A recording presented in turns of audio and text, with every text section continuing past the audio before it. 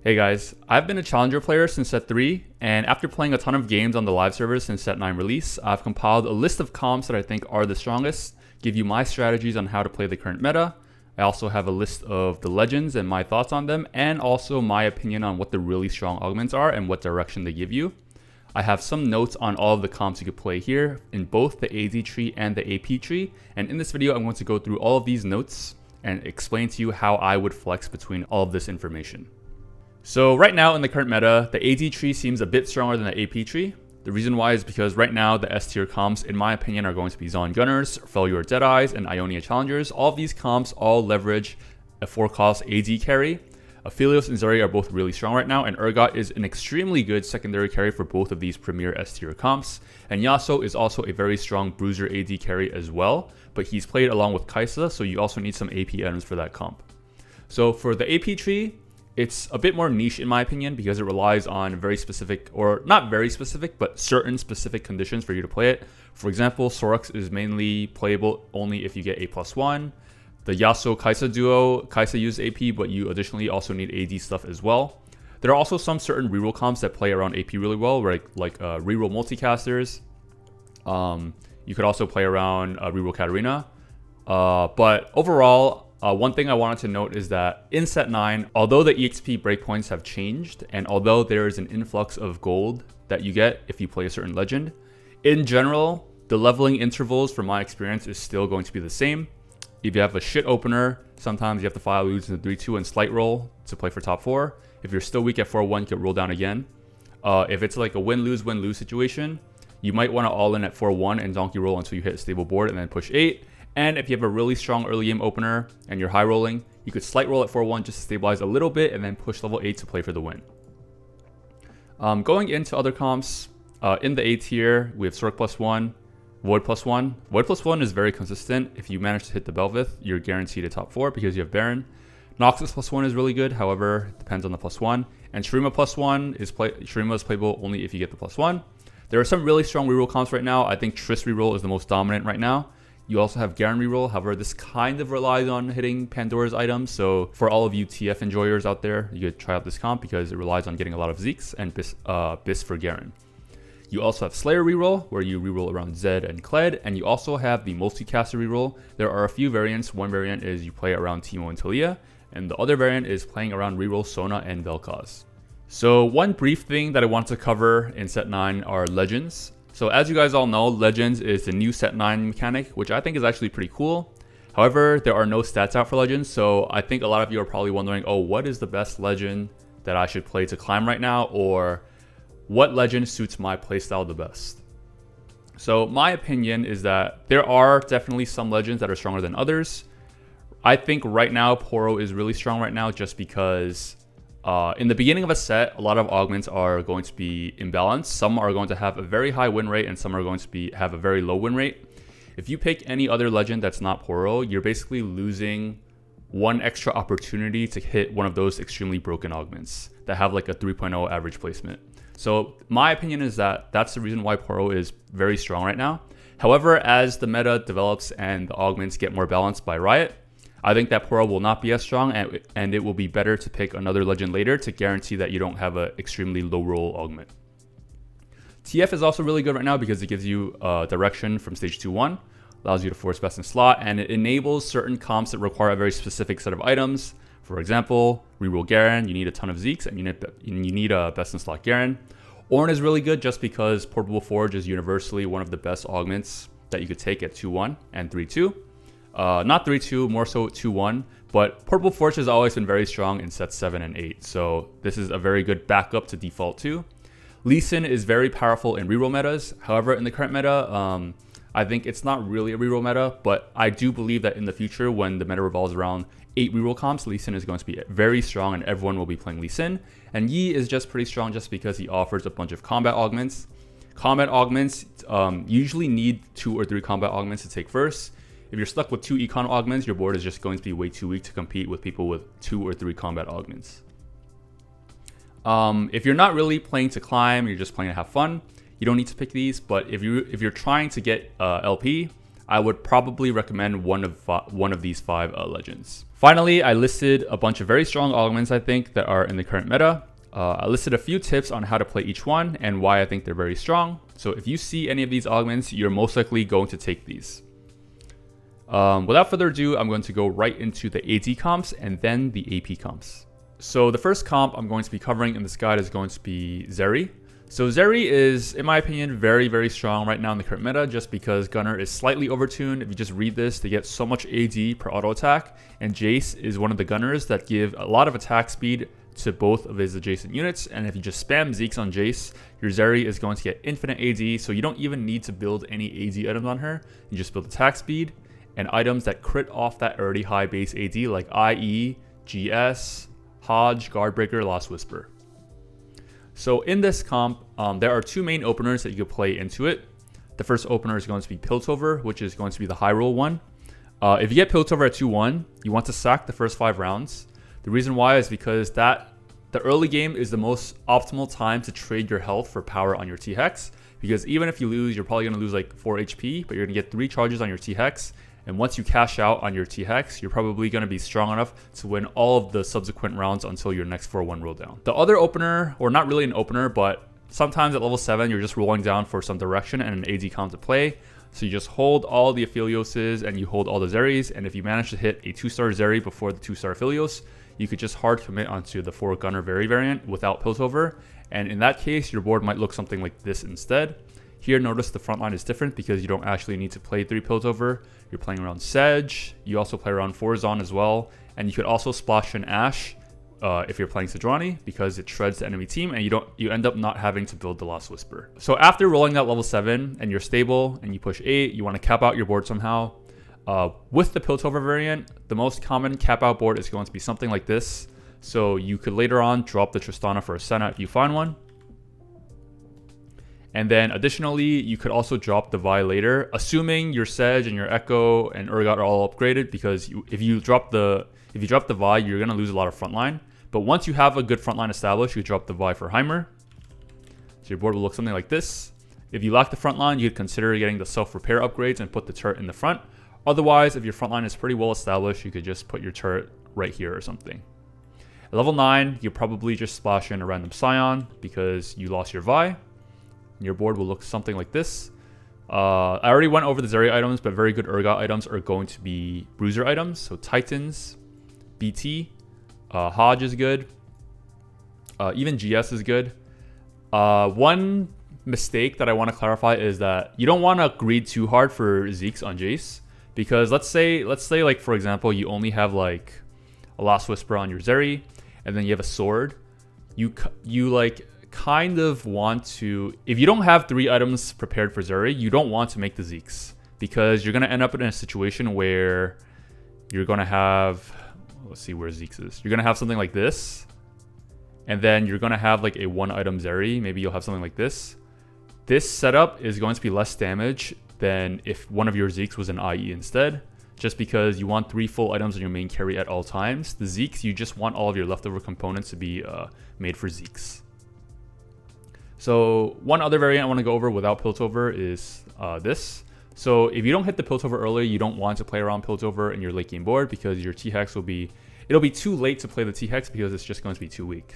So this is another variant you can play. Your front line will be Sedge, Scion, Jarvan. You can play Lissandra to splash in the Freljord if you don't have the Lost Whisper. And this also gives you Invoker. Additionally, if you already have Lost Whisper, you probably don't need to play the Lissandra. You could probably play something like a Shen instead. And if you're playing Shen, you have a lot of frontline already. You could also consider dropping this Jarvan for another backline unit. So the next AD comp I'm going to be covering is going to be Aphelios. So Aphelios is the other very strong AD comp in the current meta. However, instead of playing into it from the Piltover opener like Zeri, you instead only want to play into it if you get an early Jhin 2-star and a solid frontline. Jhin is a very good item holder for Aphelios because they use similar items. And Jhin is also a Deadeye, and the unit itself is just extremely strong when paired with an Aurelia 2-star. It's actually one of the strongest early game boards, and it allows you to tempo into level 7 pretty easily. So generally for this comp, you're usually going to be rolling down for a level 7 board. It's one of the more acceptable comps to roll at level 7 because there are a lot of level 7 variations that you could hit. For example, this is one variation that you could go for. You're playing around 4 Deadeye and 3 Freljord, and your board is stable if you get like a 2-star Warwick, 2-star Lysandra, 1-star Urgot, 1 Sedge, maybe 2-star Ashe, and a 1-star Aphelios. There are other variants you can hit at level 7. For example, instead of going for 4 Deadeye, you could instead get a board like this. 1-star Shen, 1-star Sejuani, 2-star Taric, 2-star Jinx, 2-star Lysandra. So later on, to cap out your board, your level 8 board is generally going to look something like this. You want all of your tank items on whoever you hit first between Sejuani and Shen. And then you want all of your AD items on your Aphelios, and you want all of your secondary carry items on your Urgots. So some really good items for Aphelios are going to be Deathblade, i.e. Guinsoo's. So Deathblade is really only good for Deadeye. It's not, one thing to note is that it's not very good for Zeri because Zeri already gets a shitload of AD. So the moment you slam Deathblade, you're playing Aphelios. If you try to play Zeri with Deathblade, you're probably going bot 4. Again, Urgot uses the exact same items as in the Zeri comp, bruiser items. You also don't have to play for Deadeye. That's what I like about Aphelios. It's very flexible. For example, another variant you could play involves something like this.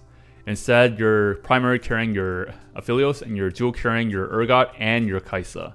You could somehow fit Kaisa in because you end up playing Warwick because it gives you 2 Zaun, and this also gives you 2 Challenger as well. So you're playing around 1, 2, 3, 4, 5, 6 4-cost units, which is a very expensive but very high cap board for a level 8 comp. Additionally, when you go 9, you could eventually drop out of probably these 2 units, the Warwick and the Nasus, for 5-cost units like Cassante, random Ahri, random Belvith. I think Aatrox is not very strong right now, so maybe not the Aatrox in the current meta. Random Heimerdinger, random Rise. That's if you're able to go 9 though, but otherwise this is probably one of the more consistent boards you could play at level 8. One thing to note is that if you get a Deadeye +1, you could probably drop the Nasus for something like a Senna, and then you could put the Deadeye +1 on Senna, and then you just play a 3rd Deadeye, something like Ashe. Your board will look something like this. So the next AD comp on the list that's very powerful is going to be Ionia Challengers. So Ionia Challengers is one of the easier comps to play. I'm going to talk a little bit about the early game first. So in the early game, there is one main opener you want to look out for when you want to play into this. It's going to be the Ionia opener. The reason why is because in this opener, Jhin is an extremely solid unit, Irelia is an extremely solid frontline unit, and if you get a Warwick, Warwick is the perfect item holder for Yasuo. So you just put all of your Yasuo items on your Warwick, and the moment you get a Yasuo at level 7, you can sell off the Warwick and replace your Warwick with your Yasuo. During your roll down, make sure to pick up all of the remaining Warwicks so you can find a replacement later. Alternatively, you could also play into the Ionia comp if you hit a Karma early and you have item holders for Karma. The reason why is because Karma is the perfect item holder for Kaisa. So Karma items early game, if you have Shiv, you could slam it. Archangels is good. Guardbreaker is also good. Gunblade is good. GS is good. So these 2 units both are very easy to transition into the late game comp, and you already have the perfect item holders, so it's very straightforward. And this comp you generally want to roll for at level 7. So at level 7, it's a little bit awkward because you can't fit 4 Challenger and 6 Ionia at the same time.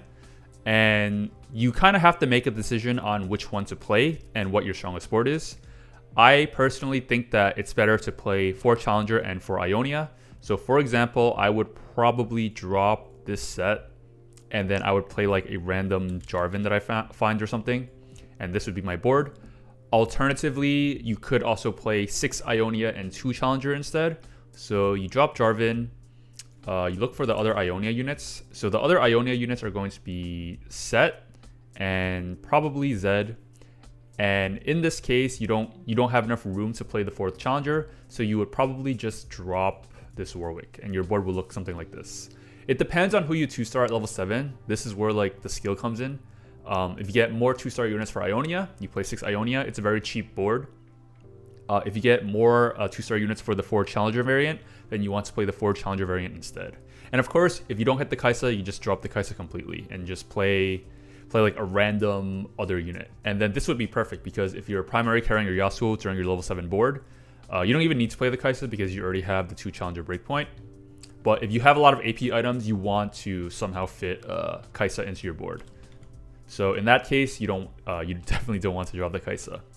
At level 8, that's when you're able to fit in 6 Ionia and 4 Challenger, and this is going to be the default level 8 board. Again, all bruiser items on Yasuo, all AP items on Kaisa. So one thing to note, itemization. Yasuo, in my opinion, really needs Edge of Night. Reason why is because Yasuo is a champion that really gets into their face, into their backline, and sometimes their backline, after they kill off all your frontline units, because Yasuo is so close to their backline, he's just going to be the next one to be targeted, and then he's just going to die. If you have the GA, however, even if he dies, he gets the targeting on him resets, and then he just ends up killing their carry. He ends up just killing their carry in the backline, and it wins you the fight. What I like about this comp a lot is that it's straightforward to play, and the board is really relatively cheap because you're playing Aurelia, Karma, Warwick, Set, Jhin. So a very good comp to play if you don't have that much money. And Yasuo, because of how his kit works and the GA interaction, he somehow cheeses you. He somehow gets you a lot of wins through cheesing the enemy carry just from killing it instantly. Kaisa is an extremely powerful late game AP carry. If you have Shiv on her and you have like some type of damage amplification, like GS, Guardbreaker, or some kind of scaling like Archangels, eventually as the fight goes on, Kaisa will just end up one-shotting their entire team. So in the super late game, notice how we're playing very cheap units. You eventually do want to drop out of these shitters like Set, Jhin, and late game you only really do want to play around 3 Ionia. So your 3 core Ionia units are going to be Ahri, Kaisa, and Ahri, Yasuo, and Shen, and just fill your board with all the legendary units. So because we're primary carrying our Yasuo and our Kaisa, I prefer to play 2 additional challengers, so I like Warwick and Kalista. I throw in Rise because I'm already playing Shen, and this gives you 2 Invoker. Also, Rise is just an extremely powerful unit late game, especially if you get the right trait for Rise. So the other units I like to play are Cassante. This gives you Bastion, and I also end up playing the Aatrox as well, just because I feel like I lack a bit of frontline in this late game comp. So the next comp I'll be covering is Reroll Tristana. So this comp is probably the strongest reroll comp in the current patch right now. The only issue with it is that this comp could only support 1 player like most reroll comps. The reason why is because the comp relies on 3-starring 3 out of these 4 units. The reason why you want 3 out of 4 is because if you have 3 out of 4, your strongest Yordle is going to become 4-star, and you always want to 4-star your Tristana because she's your main carry. So if you're being contested, you're both going to go for these 3-star units. Both of you are going to spend way more gold than necessary to try and get them, and by the time you both hit, you won't have enough EXP, you won't have enough gold to push levels, and you're just going to die out because you're too behind in tempo. So before committing to this comp, I would scout the lobby, ensure no one else is playing it, and if you get a lot of Maokai's, Tristanas early, you could probably look to hard force it if you're not contested. So in this comp, the priority to 3-star is going to be Tristana, then it's Maokai, then Poppy, and Viego. Viego is not as useful as the other 3 because you want your main DPS and your main 2 core tanks. All of your damage items on your Tristana and all of your tank items on your Maokai. So Tristana, best in slot is going to be Last Whisper +2. So some really good items for Tristana are going to be Guinsoo's and Gunblade. Guinsoo's gives Trist more attack speed, which basically gives her more AD from the Gunner trait. And Gunblade allows you to infinitely heal your 2 tanky frontline units, so your team will never die. Other good alternatives are QSS. This gives Tristana more uptime. GS is also good. IE is not bad as well. Ideally, you just really want the Last Whisper +2. So at level 5, you want to play the 3rd Yordle to get your 4-star Tristana. So probably something like a Teemo. So one thing to note about this comp regarding the econ and leveling patterns, you generally want to force or sack 5. You need to sack 5 to go for the 5 lose streak into the neutrals because you need enough gold to hit your 3-star units. If you're just playing standard and you're going win, lose, you're not going to have enough money to hit all of your 3-star units. Even if you think that you're trying to save more HP, it's actually hurting you a lot more because you're going to be behind in tempo. So really make sure that you sack the first 5 rounds. And then at level 4, 8 out of 10 EXP, roll down to 33 gold to get as many of the 1-cost units as you can. And then still roll above 50 gold once you naturally hit level 5. And then at stage 4-1, when you're still level 5, if you still didn't hit yet, you want to all in until you hit 3 out of these 4 3-cost units, and then you start pushing levels. Afterwards, you can start throwing in the Teemo, and then you start throwing in the Gunner, so probably like Jace to give Tristana more attack speed. And then as you level up to level 8, you can play 2 more Gunners. So the 2 other Gunners you want to play are going to be Senna and Jinx. 1, 2, 3, 4, 5, 6, 7, 8. So your board is probably going to look something like this. And all your tank items are going to go on your Maokai. So probably he likes stuff like this, probably. Bramble, Redemption, Gargoyles. The Gargoyles could also be something else. Could also be like a Warmogs. One thing to note is that currently in your board you're playing 3 Shadow Isles. If you didn't hit the Viego 3-star early, this is actually the perfect time to drop the Viego because you already have 2 Shadow Isles. Just drop this shitter and just play another frontline because this comp, you already have enough backline damage. You just play a random Jarvan 2-star, random Shen 2-star, random Sejuani 2-star, etc.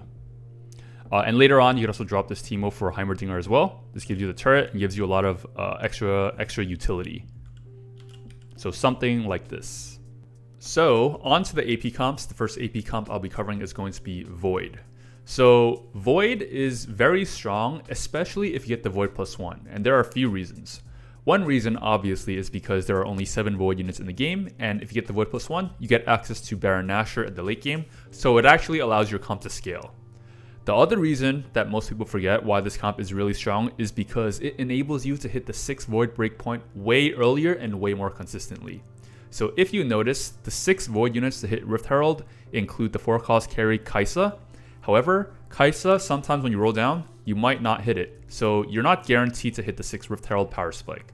If you have the Void +1, however, and you put like the Void on like a random shitter, if you roll down, you have the option of rolling down at 3-2 for an extremely powerful board that will guarantee you a win streak all the way until stage 4-1.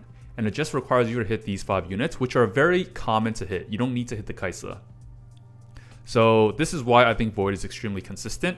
It guarantees you an extremely strong mid game, and if your mid game is already strong at level 7, you just roll down for Keima, and then swap over all of your items from your Malzahar to your Keima, and you're basically chilling until level 8, and then at level 8 you can roll down later for Belveth. So one thing to note about this comp is that if you have a lot of bruiser items, you can put them on your Rek'Sai. So Rek'Sai really likes Titans, BT, Hodge, and if you get a lot of Rek'Sais, you could consider slow rolling at level 7 for Rek'Sai 3. Rek'Sai is a very good secondary carry combined with Keima. However, if you just want to play tempo and you don't want to 3-star the Rek'Sai, you could just push levels like I said earlier, and then once you get the Belveth 2-star, you want to transfer over all of the Rek'Sai items onto your Belveth. So if you're playing the vertical variant and you're playing around carry Keima, you want to play a second challenger. So the premier second challenger you want to play is going to be Yasuo. And then to get the 8 Void in, you just put the Void emblem on your Yasuo, and this is going to be your late game board. So oftentimes you will get outscaled by other boards. However, this will probably get you a second or a third most of the time. So the next comp I'm going to be covering is going to be Sorcerers. So Sorcerers, I would probably only play Sorcerers if I get the +1 for it. This will give me a lot of direction at 2-1 into what units I want to hold and what units I want to slam. And the +1 is very strong, not only because it gives you an extremely powerful late game with 8 Sorcerers, it also gives you a very strong mid game as well, similar to Void, because it lets you hit the 6 Sorcerer breakpoint way earlier than normal. For example, this is a sample level 6 board that is very realistic to hit because all of these units are either 1, 2, or 3 cost units. It also gives you the opportunity to slight roll at 3-2 to have a very high chance of getting a very strong board. So you ideally want all of your tank items on your Swain, and you want all of your damage items on your Malzahar because it's very easy to 2-star your Malzahar as opposed to the Vel'Koz. And at level 6, you probably want your board to look something like this, and you want the Sorcs spat on the Sona because she's also a multicaster. So at level 7, you also have the opportunity to slight roll again. What units you want to look for? You want to look for Jarvan. This gives you 2 strategists, and you also lack some frontline, so Jarvan is also always very good. And if you're already playing the Jarvan, you could drop the Orianna for your Lux, if you find one. This will also give you 3 Demacia and give you a free Radiant item on your Lux. So because you already have a Radiant item on your Lux, you want to find 2 more damage items for your Lux, and if you do, you'll have a 3 item Lux with a Radiant item, and she will basically obliterate the enemy boards at level 7. So some really good items on Lux are going to be just 2 generic AP items. So for example, Hodge is good, Deathcap is good, JG is good, GS is good, Blue Buff is also pretty good on Lux, and then you'll just get a random 3rd AP item on your Lux, and whenever you have a 3 item carry, she'll just do tons of damage. So to cap out your board late game, your board will probably look something like this if you hit the Ahri. Your win con is always going to be Ahri in the Sorc comp. Ahri really likes Blue Buff, and she likes 2 additional damage items. So because Ahri already gets a shitload of AP from 8 Sorcs, you want items that multiply off that high base AP. So JG and GS are pretty good. Guardbreaker is good. Gunblade is alright on her. If you just have purely AP items, you just put a random death cap on her, that's fine too. Later on, you could also consider swapping over the Sorc spat onto your Jarvan if you have the opportunity to drop the remake the Sona. So the next comp I'll be covering is going to be Reroll Garen. So this comp is a bit more niche because it relies on you hitting a very specific set of items. So if you don't get Pandora's items, this is a bit harder to play just because you rely on best in slot Garen and you rely on getting a ton of Zeeks. However, if you do end up in a spot to play this, for example, if you just get a ton of Garens, a random 2-star Darius, and a 4 Juggernaut mid-game randomly, and you just happen to have the right items for this, you could play towards this comp. But generally at level 6, you want to slight roll until you're stable. This is probably the board you want to roll for. 4 Juggernaut, 3 Demacia. You make sure you have Gwynsu's and BT on your Garen, and you just get the 3rd Radiant item from Demacia. Any leftover items you get, you just put it on Darius and make sure that they're Zeeks to speed up your Garen spinning. So after you hit a 2-star board, you could then push level 7, because the optimal level to roll down for a 3-star 3 cost is at level 7 because it has the highest odds. And then you just slow roll for 3-star Garen, 3-star Darius, 3-star Set. So all your tank items will probably go on your set. So later on, you might find better replacements for some of these units. For example, you probably drop the Warwick if you find a Nasus. And you could also probably drop the Galio if you find a Jarvan. Because you're rerolling at level 6 and 7, you probably won't have enough money to go 8, so this is probably just going to be your late game board. So the other reroll comp I want to cover that is very similar to Zed reroll is going to be Noxus reroll. So if you get a Noxus +1, that's probably when I want to consider playing into Vertical Noxus. The reason why is because you get a very solid level 7 board, something like this at level 7. You get Warwick, it gives you 2 Juggernauts, buff up the Darius, and it also gives you 2 Challenger as well, which is not as impactful as the 2 Juggernaut in my opinion, because Darius is going to be your main carry. But otherwise, if you get the Noxus +1, you want to slow roll for this comp at level 7. Your primary carries are going to be Katarina and Darius. So Katarina, her items, she really likes Spark because she really gets into the backline and shreds their magic resists. And 2 really good items for her are going to be Hodge and JG. You can also go double Hodge as well. For Darius, he really likes bruiser items, very similar to like Urgot and Yasuo. For example, Titan's BT +1 is extremely powerful for Darius. This GS could also be something like a Deathblade as well. And you just want to slow roll at level 7 until you hit 3-star Katarina and 3-star Darius. And if you manage to hit the 3-star Swain as well, he's also really good, and you can put all your tank items on your Swain. It's very unlikely for you to go 8 unless you're really high rolling and get these very early. Otherwise, you could also push 8 later and just throw in a random Jarvan. So something like this. And then later on, if you find the Scion, you'll probably just drop the Samira for Scion as well, because Scion is the legendary Noxus unit in set 9. So something like this probably. So the next comp I'll be covering is going to be Shurima. So Shurima is another AP comp. The AP tree is slightly weaker than AZ, so I would probably only play Shurima if you get the Shurima +1. However, if you get the Shurima +1, your board will probably look something like this at level 7. You just roll down for 7 Shurima because it allows you to hit the 7 breakpoint way easier if you get the +1. Additionally, you could also just play 5 Shurima. For example, at level 7, drop these 2 shitters and just play 2 random units that fit into your board. For example, Sejuani for 2 Bruiser and Urgot for 2 Deadeye. So this is another very solid board as well. Additionally, this Urgot could also be an Ashe to give you Freljord if you don't have Shiv. So something like this. Azir really likes Static Shiv, really likes Gwynsu's, and really likes GS.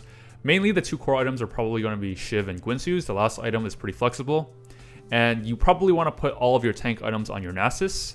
If you manage to hit the Jarvan first, you can put all your tank items on your Jarvan instead, and generally the Shurima +1 probably does want to go on the Jarvan. So later, to cap out your board, you probably want to drop this Renekton for K'Sante. Where's this guy? So then your board will look something like this, and then you just throw in all of the legendary units that you could find. For example, probably drop the Ashe, maybe play something like an Aatrox, Rise. And then you could also probably... You also have the option of dropping this Aatrox for Shen as well, because it gives you 2 Invoker. Rise is just a very strong unit in the current meta, especially if you get Demacia, because Demacia just gives your entire board a full shield. But otherwise, yeah, the main core units for Azir, Shurima, is just going to be K'Sante, Azir, and Jarvan, and Nasus. All other units are flex, so just play whatever you hit. It just gives you access to 7 Shurima if you get the +1, so it stabilizes your mid game way easier than if you didn't have it. So this sums up my flex guide for patch 13.12. If you guys want access to this document, I always link this document in the comments below, so check it out there. If you guys found this document helpful or the guide helpful, I would really appreciate it if you guys subscribe to my YouTube channel or considered following me on Twitch. Remember, I'll always be releasing one of these guides for every new patch, so make sure you subscribe to get updated with the latest meta. See you guys next time.